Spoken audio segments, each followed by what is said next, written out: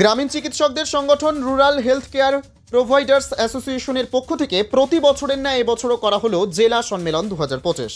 উক্ত সম্মেলনে প্রতিনিধি অতিথি হিসেবে উপস্থিত ছিলেন জাতীয় পুরস্কারপ্রাপ্ত শিক্ষক সুভাষ দত্ত, কাজ মাস্টার অরূপ চৌধুরী, সিয়ারাবাজার রহমানিয়া আলামিন মিশনের সম্পাদক হাজী গোলাম আশিফিয়া মহাশয়।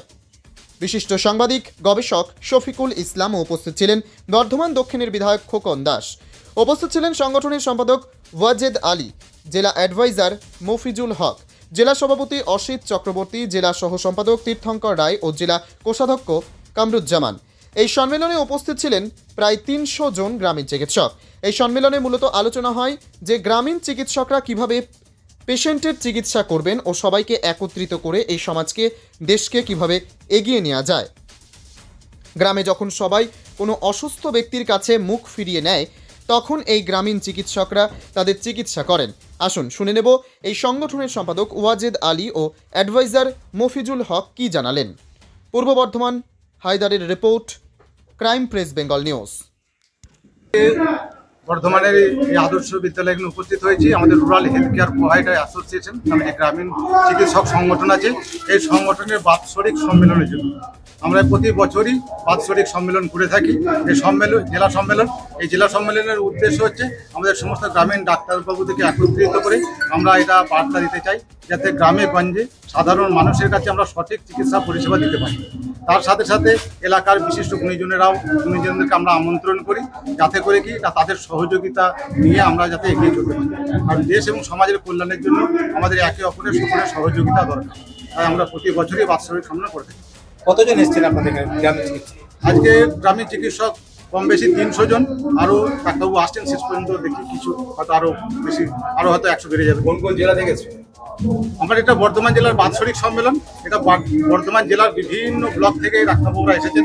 রায়না 1, 2, খণ্ডপুর, বর্ধমান সদর, গোলসি, আউসগ্রাম, এই সমস্ত গোটা জেলারই ডাক্তারবাবুরা আছেন। তার সাথে সাথে আমাদের আমন্ত্রণে পার্শ্ববর্তী কয়েকটি জেলা থেকেও, বাঁকুড়া জেলা, বীরভূম জেলা, মুর্শিদাবাদ জেলা, এরকম কিছু জেলা থেকে আমাদের অতিথি এসেছেন গ্রামীণ চিকিৎসক। আপনাদের কমিটি হলো কমিটি তৈরি? আমাদের তো জেলা কমিটি আছে, তার সঙ্গে ব্লক কমিটি গঠন করা হয়েছে এবং আগামী দিনে আমাদের লক্ষ্য যে আমরা রাজ্য কমিটি গঠন করব। সম্মেলনের নতুন কমিটি হচ্ছে নাকি আজকে? সম্মেলনের কোনো নতুন কমিটি হচ্ছে? সম্মেলনে নতুন কিছু কমিটি নয়, বরং সম্মেলনেতে নতুন কিছু দায়িত্ব সংযোজন হয়েছে। আমাদের আরো কাজের পরিধি বেড়েছে, সেই জন্য কাজের সুবিধার জন্য আমরা আরো কিছু মেম্বারকে নতুন পদে নিয়োগ করেছি। আমার নাম শেখ ওয়াজেদ আলী, আমি এই রুরাল হেলথ কেয়ার প্রোভাইডার অ্যাসোসিয়েশনের জেলা সম্পাদক। আপনাদের এই যে আজকে যে গ্রামীণ চিকিৎসকরা, এই যে তারা এখনো তাদের গ্রামীণ যে ওষুধ ব্যবহার করতে হচ্ছে, অথচ বিভিন্ন রকম ওষুধে ব্যবহারের জন্য অনেক বাধা আসছে, আপনারা এগুলো কি করে মোকাবিলা করবেন? দেখুন, বাধা বলতে যেটা আপনাদের আমি মিডিয়ার মাধ্যমে বলছি, যে খবরটা আমাদের পৌঁছাবে ওই জন্য বলছি।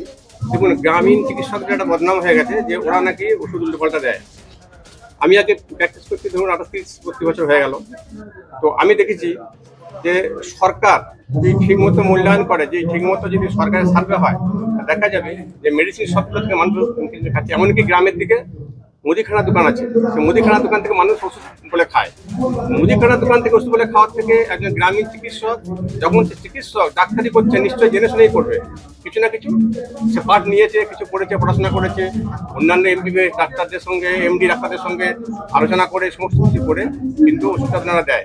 আমাদের এই সংগঠন যাতে ভুল চিকিৎসা না হয়, প্রশিক্ষণের মাধ্যমে আমরা এমবিবিএস এমডি ডাক্তারবাবুদের কাছ থেকে প্রশিক্ষণ নিই এবং সেই প্রশিক্ষণ প্রাপ্ত হয়ে গ্রামে থেকে আমরা চিকিৎসা করছি, যাতে আমরা ভুল চিকিৎসা না করি। এতদিন ধরে সমাজ উন্নত হচ্ছে, ডেভেলপ হচ্ছে, সব কিছু হচ্ছে, চিকিৎসা ব্যবস্থাও ডেভেলপ হচ্ছে। সেই জন্য আমরা এই বার্তা দিতে চাই আমাদের গ্রামীণ চিকিৎসকরা, যে কিছু কিছু মানুষ আছে তাদের তো অসুবিধা হচ্ছে, কারণ অসুবিধা তাদের এই জন্যই হচ্ছে যে গ্রামীণ চিকিৎসকরা গ্রামে গ্রামে চিকিৎসা করছে। কিন্তু আমাদেরকে একটা জিনিস করতে হবে, সেটা হচ্ছে কি, সরকার যদি আমাদের একটা নজর দেন, আমাদেরকে যদি কোনো প্রশিক্ষণের মাধ্যমে যদি আমাদেরকে কোনো রকম ভালো করে চিকিৎসা করার যদি সুযোগ করে দেন, আপনাদের মাধ্যমে বলছি, তাহলে কিন্তু আমরা খুব উপকৃত হবো। কারণ গ্রামের এখনো পর্যন্ত 65-70 ভাগ মানুষ কিন্তু গ্রামীণ চিকিৎসার উপর নির্ভরশীল। কারণ গ্রামীণ চিকিৎসা না থাকলে কিন্তু গ্রামের মানুষ পরিষেবা পায় না। বর্তমানে যে নার্সিংহোমগুলো আছে সেগুলো গ্রামীণ চিকিৎসকদের উপর নির্ভর করে, কারণ গ্রামীণ চিকিৎসকরা যে কোনো রোগ তারা ডায়াগনোস করছে, তারপরে তারা কিন্তু নার্সিংহোমে সেগুলো পাঠাচ্ছে। তা সত্ত্বেও আপনাদের এইভাবে দেখুন, গ্রামে নার্সিংহোমে পাঠানোর ব্যাপার নয়, আমরা হসপিটালে পাঠাই। কারণ কি বলবি, ধরুন একটা কারোর চেস্ট পেন হচ্ছে, চেস্ট পেনটা হার্টের থেকে হতে পারে, গ্যাসের থেকে হতে পারে। আমি যখন ডিটেক্ট করছি যে কিছু কিছু সিমটমস আছে, যে এই সিমটমটা চেস্ট পেনটা হচ্ছে, এটা কার্ডিয়াক হতে পারে, তখন তাকে আমরা রেফার করি। এবারে পেশেন্ট পার্টি নিজে যদি বলে যে হসপিটালে যাবো না, আমরা নার্সিংহোমে যাবো, তখন আমাদেরকে হসপিটাল ডাক্তারবাবু নার্সিংহোমে ট্রিটমেন্ট করছেন, তাদের কাছে রেফার করতে হয়। আমাদের হসপিটাল নার্সিংহোমের বিভাগ নেই, আমরা সেটা বলছি না, মানে তারাই ওগুলো ডায়াগনোস করছে কিন্তু পাঠাচ্ছে। পাঠাতেই হবে, কারণ আমার একটা ইখতিয়ার আছে, তারা করছে বলে কিন্তু তারা আসতে পারছে। আমি যখন গ্রামীণ চিকিৎসক, তাহলে আমার একটা পরিধি আছে। যেমন ধরুন একটা হ্যাঙ্গিং কেস, গলায় দড়ি নিয়েছে, আমি তাকে চিকিৎসা করতে পারি না। একটা জলে ডুবেছে, একটা বার্ন কেস, একটা পয়জনিং কেস, এই কেসগুলো কিন্তু আমাদের এক্টারের বাইরে। আমরা সংগঠন, আমাদের একটা নীতিমালা আছে, সেই নীতিমালাতে বলেই দেওয়া আছে যে আমরা কোনো রকম আমাদের নামের আগে ডাক্তার লিখবো না। আমরা গ্রামীণ চিকিৎসক মানে কি, চিকিৎসকতা উচ্চারণ না করলে তো হবে না। আমরা প্রাথমিক চিকিৎসক, গ্রামে আমরা প্রাথমিক চিকিৎসা দিয়ে থাকি। গ্রামের কোনো মানুষ হয়তো আমার কাছে এলো একটা মাথা ব্যথা নিয়ে, বড় জন্য একটা প্যারাসিটামল দিলাম, কি তার গ্যাস হচ্ছে, গ্যাসের ট্যাবলেট দিলাম। আমরা কিন্তু ওই হার্টের ট্রিটমেন্ট বা বড় বড় কোনো ওষুধ আমরা দিই না, এটা ভুল ধারণা। আর আমাদের কাছে বিশেষ ওষুধপত্র থাকে না, গ্রামের দিকে ওষুধ রাখতেই হবে। এবারে কিছু কিছু ওষুধ রাখে, তারা তো ধরুন যে কটা ওষুধগুলো নিত্য প্রয়োজনীয়, একটা মুদিখানার দোকান থেকে ওষুধ বলে খাওয়ার থেকে একজনের গ্রামীণ ডাক্তারবাবুর কাছ থেকে ওষুধ বলে খায়, তাহলে কিছু হোক না হোক তার বর্তমান পর্যন্ত চিকিৎসাতে আসা পর্যন্ত তার কিন্তু সুযোগটা থাকবে। আপনার নাম? আমার নাম হচ্ছে মফিজুল হক। আমি বর্তমান খেজুরাটি বাবু ডাক্তার নয় বিখ্যাত, সবাই না না, ওটা শুনুন, ওটা ডাক্তার আমি বলি না, কারণ ডাক্তার এই জন্য বলি না, কারণ ডাক্তার বলাটা আমার হবে না। আমি একটা গ্রামীণ চিকিৎসা করি, আমার নাম হচ্ছে মফিজুল হক, এবং আমি এই সংগঠন, আমাদের যে আরএসপি সংগঠন আছে, এই সংগঠনের জেলার অ্যাডভাইজার, মানে প্রতিষ্ঠা কমিটিতে আমি আছি।